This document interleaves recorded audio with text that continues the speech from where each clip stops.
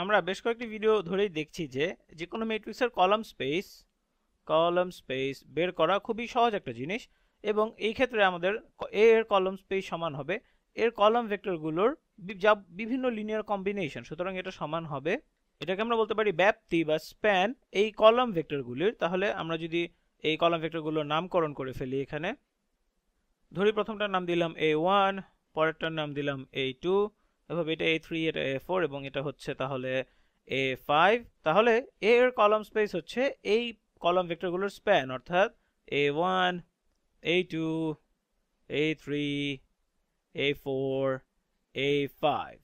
এখন আরেকটা প্রশ্ন হচ্ছে যে এরা কি কলাম স্পেস এর বেসিস গঠন করে কিনা, বা আরেকটা আকর্ষণীয় প্রশ্ন হচ্ছে যে এর কলাম স্পেসের বেসিস আসলে কি।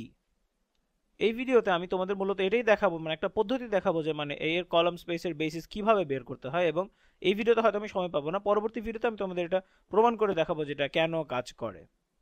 তাহলে এখানে আমরা বের করতে চাচ্ছি আমাদের এর কলাম স্পেসের বেসিস ফর কলাম স্পেস এ, এবং বেসিস মানে হচ্ছে সেই ভেক্টরগুলিকে আমাদের কলাম স্পেসকে স্প্যান করতে হবে, অর্থাৎ আমাদের কলাম স্পেসের ব্যাপ্তি হতে হবে এবং এই ভেক্টরগুলি অবশ্যই মানে আমাদের কলাম স্পেসের মানে স্প্যান, এটা তো আমরা এখানে দেখতেই পাচ্ছি। তবে বেসিস হতে হলে এটাকে আরেকটি বৈশিষ্ট্য থাকতে হবে, সেটা হচ্ছে কলাম স্পেসগুলোকে রৈখিকভাবে স্বাধীন বা লিনিয়ারলি ইন্ডিপেন্ডেন্ট হতে হবে। এবং আমরা এখনো জানি না যে এই ভেক্টরগুলোর মধ্যে কোনগুলো বা কোন সেটগুলো লিনিয়ারলি ইন্ডিপেন্ডেন্ট। তাহলে এখানে মূলত তোমাদের প্রমাণ না, আমি এখানে তোমাদেরকে দেখাবো যে তোমরা কিভাবে বেসিসটা পাবে। তাহলে চলো, আমাদের প্রথম কাজ হচ্ছে আমাদের এখানে এটাকে রিডিউসড এচেলন ফর্মে নিয়ে যেতে হবে, এবং সেটা করার জন্য আমরা যেটা করতে পারি, তাহলে চলো আমরা আমাদের প্রথম সারিটাকে অপরিবর্তিত রাখি 1 0। আচ্ছা না, ধরো এটাকে এদিকে করি, ডান দিকে করি।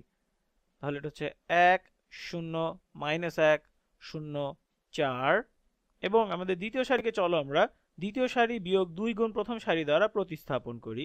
তাহলে দ্বিতীয় সারিটি হয়ে যাচ্ছে 2 বিয়োগ 2 গুণ 1, তাহলে প্রথম উপাদানটি হবে 0। তারপর 1 বিয়োগ 2 গুণ 0, অর্থাৎ এটা হবে 1। তারপর 0 বিয়োগ 2 গুণ -1, 0 বিয়োগ -2, সুতরাং এটা হয়ে যাবে 2। এরপর 0 বিয়োগ 2 গুণ 0, এটা তো অবশ্যই 0। এবং 9 বিয়োগ 2 গুণ 4, এটা হচ্ছে 1। এখন আমাদেরকে এই উপাদানটাকে শূন্য করতে হবে এবং এটা দেখতেই খুব সহজ মনে হচ্ছে। আমরা এটাকে প্রথম সারির সাথে যোগ করে সেটা দ্বারা প্রতিস্থাপন করি। -1 যোগ 1 সমান হচ্ছে 0, 2 যোগ 0 হচ্ছে 2, 5 বিয়োগ 1 হচ্ছে 4, 1 যোগ 0 হচ্ছে 1, এবং -5 যোগ 4, -5 যোগ 4, এটা হবে -1। এখন আমাদের এই শেষ সারির এই উপাদানটাকে শূন্য করতে হবে। তাহলে এটাকে আমরা এই সারি বিয়োগ প্রথম সারি এটার দ্বারা প্রতিস্থাপন করি। তাহলে আমরা পাবো 1 বিয়োগ 0, সুতরাং প্রথমটি হবে 0, -1 বিয়োগ 0, এটা হবে -1, -3 বিয়োগ -1, সুতরাং -3 যোগ 1, সুতরাং এটা হবে -2, -2 বিয়োগ 0, এটা হবে -2, এবং 9 বিয়োগ 4, এটা হবে 5। তাহলে আমরা আমাদের প্রথম ধাপ এখানে সেরে ফেলেছি এবং আমরা আমাদের প্রথম পিভট কলাম হয়তো পেয়ে গিয়েছি। এখন তাহলে চলো আমাদের দ্বিতীয় ধাপ বা দ্বিতীয় সারি অপারেশন শুরু করি। তাহলে আমাদের এখানে এই দ্বিতীয় কলামের সবগুলোকে শূন্য বানাতে হবে এবং প্রথম উপাদানটা শূন্য আছে, এটা আমাদের জন্য ভালো হয়েছে। সুতরাং আমাদের প্রথম এবং দ্বিতীয় সারিকে অপরিবর্তিত রাখতে হবে, অর্থাৎ 1 0 -1 0 4।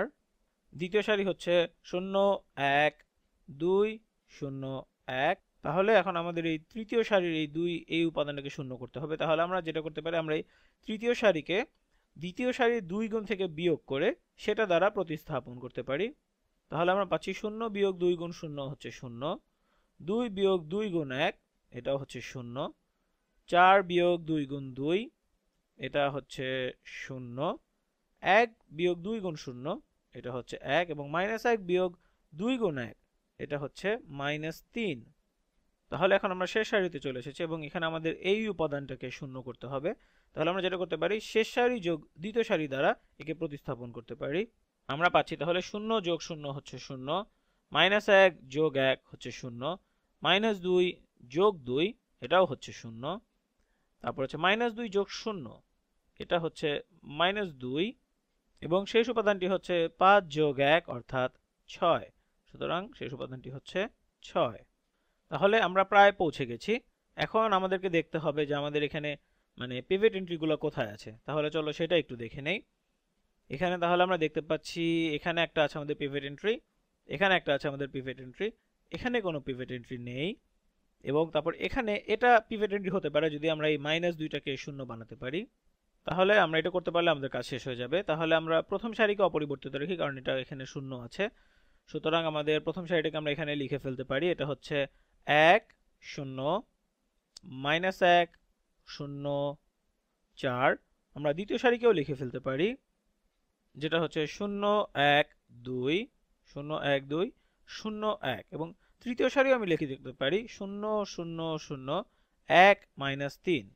এবং চতুর্থ সারিকে আমরা প্রতিস্থাপন করব চতুর্থ সারি যোগ 2 গুণ তৃতীয় সারি দ্বারা। তাহলে আমরা পাবো 0 যোগ 2 গুণ 0 হচ্ছে 0, 0 যোগ 2 গুণ হচ্ছে 0, 0 যোগ 2 গুণ হচ্ছে 0, -2 যোগ 2 গুণ 1 সমান হচ্ছে 0, এবং 6 যোগ -3 গুণ 2 অর্থাৎ এটাও হচ্ছে 0। তাহলে আমরা আমাদের কাজ করে ফেলেছি। আমরা আমাদের ম্যাট্রিক্সটাকে রিডিউস রো এশেলন ফর্মে নিয়ে গেছি। ধরো এটার পাশে ব্র্যাকেট দিয়ে নিই সুন্দর করে। আমরা অনেক সময় এই ধরনের হিসাব অনেক ঝামেলার হয়ে যায়, কিন্তু এখানে আমরা দেখলাম যে এটা আসলেই খুব একটা কঠিন ছিল না, মোটামুটি সহজেই আমরা করে ফেলেছি। তাহলে এটা হচ্ছে আমাদের ম্যাট্রিক্স এ এর রিডিউস রো এশেলন ফর্ম, এবং এটা নাম দিলাম আমরা আর। তাহলে আর হচ্ছে এটা।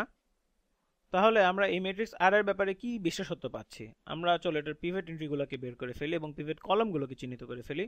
তাহলে প্রথম কলামটি হচ্ছে একটা পিভট কলাম, দ্বিতীয় কলামটিও একটি পিভট কলাম, এবং তৃতীয় কলামটিও একটি পিভট কলাম।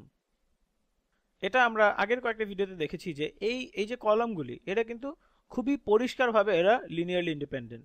এবং কিভাবে আমরা এই কথাটা বলতে পারলাম, কারণ দেখো এখানে প্রথম উপাদানটা হচ্ছে 1। আচ্ছা, আমরা কিন্তু মানে শুধু এই পিভট কলামগুলোকে নিয়ে কাজ করবো, সুতরাং এদের নাম দিয়ে দিই। ধরো এটা হচ্ছে R1, এটা হচ্ছে R2, এটা হতো R3, তাহলে এটা হবে R4। তাহলে এই তিনটি ভেক্টরের সেট অর্থাৎ R1 R2 R3 এই তিনটি ভেক্টরের সেট এরা পরিষ্কারভাবে লিনিয়ারলি ইন্ডিপেন্ডেন্ট। এখন তুমি প্রশ্ন করবে যে এটা কেন। তুমি দেখো এখানে প্রথম উপাদানটা হচ্ছে 1 এবং বাকি দুটোর প্রথম উপাদান কিন্তু 0, এবং পিভট এন্ট্রির সংজ্ঞাটাই হচ্ছে এটা, যেখানে 1 থাকে এবং সারির বাকি উপাদানগুলো হয় 0। এটা পিভট এন্ট্রির সংজ্ঞা অনুযায়ী এটা সত্য। এবং তুমি দেখতে পাচ্ছ যে এখানে একটা 1 থাকবে এবং বাকি, যেহেতু আমরা বললাম যে বাকিগুলো 0 থাকবে, এবং 0-র এমন কোনো কম্বিনেশন আমরা নিতে পারবো না যে 0-র যে কোনো কম্বিনেশন থেকে আমরা 1 পাবো। আমরা 0-কে 100 দ্বারা গুণ করি, তারপর এই 0-কে 3 থেকে বিয়োগ করি, যাই করি না কেন আমরা এখানে কিন্তু 0ই পাবো। সুতরাং 0-র এমন কোনো কম্বিনেশন নেই যেই কম্বিনেশন থেকে আমরা এখানে 1 পাবো, তাই না? একইভাবে এই উপাদানটার জন্য এই বাকি 0 দুটার কোনো কম্বিনেশনই এই 1টা আমাদেরকে দিতে পারবে না।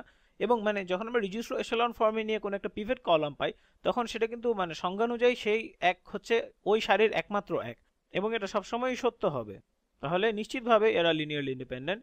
এবং আমি এটা তোমাকে এখনো প্রমাণ করে দেখাইনি যে রিডিউস এশেলন ফর্মে যে পিভট কলাম সেটা তার সম্পর্কিত এ ম্যাট্রিক্সের কলাম, অর্থাৎ মানে রিডিউস এশেলন ফর্মে নেওয়ার আগে এই কলামটি ছিল A1, মানে এখানে এর তিনটি ভেক্টর অর্থাৎ A1 A2 এবং A4, এই ভেক্টরগুলো লিনিয়ারলি ইন্ডিপেন্ডেন্ট হবে।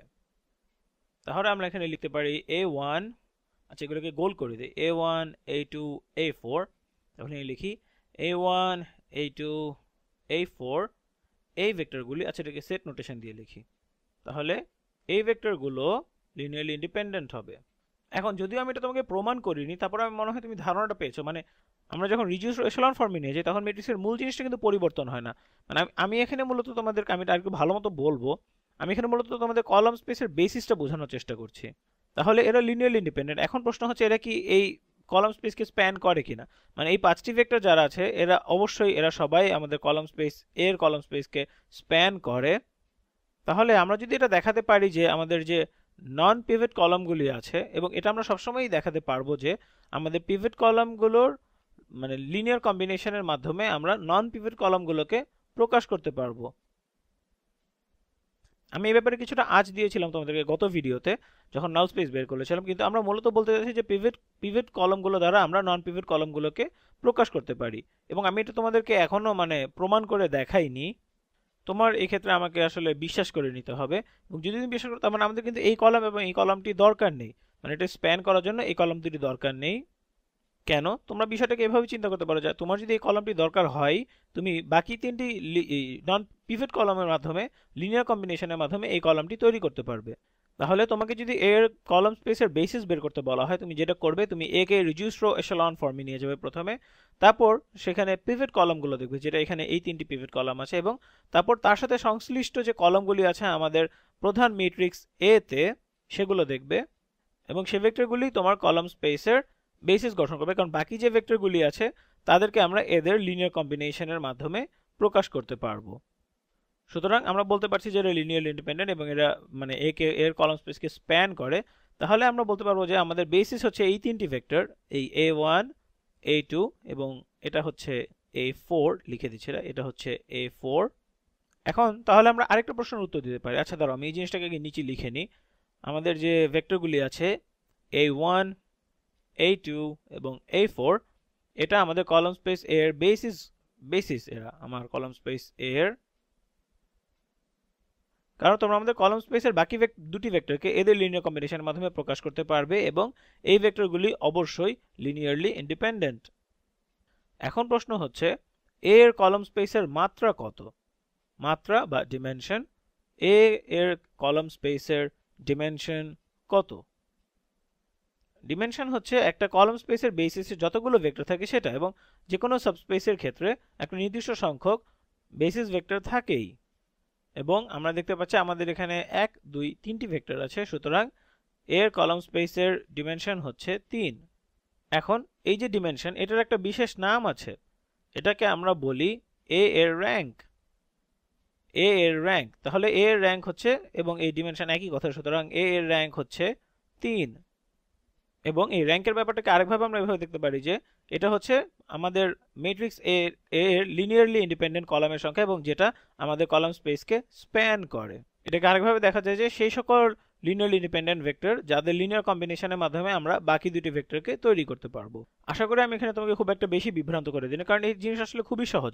তুমি এ নাও, তারপর একে রিডিউসড এশেলন ফর্মে নিয়ে যাও, তারপর সেখানে গিয়ে তোমরা লক্ষ্য করো যে তোমাদের তোমাদের পিভট কলাম কোনগুলি, এবং যেগুলো পিভট কলাম হবে সেগুলো সংশ্লিষ্ট কলামগুলোই হবে তোমার কলাম স্পেসের বেসিস।